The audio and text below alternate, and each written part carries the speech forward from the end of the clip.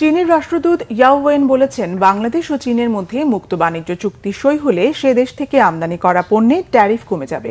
এতে পণ্যের দাম কমবে বলে আশা করেন তিনি।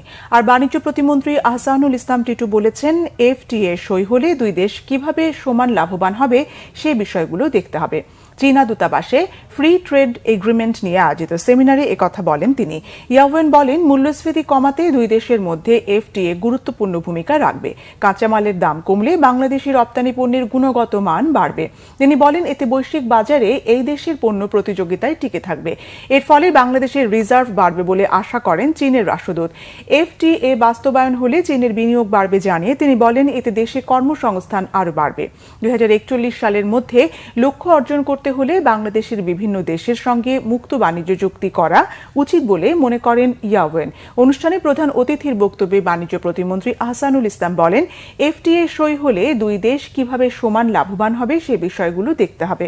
দুই দেশের মধ্যে বাণিজ্য বৈষম্য দূর হয় এমন বিষয়গুলোর উপর জোর দেন প্রতিমন্ত্রী।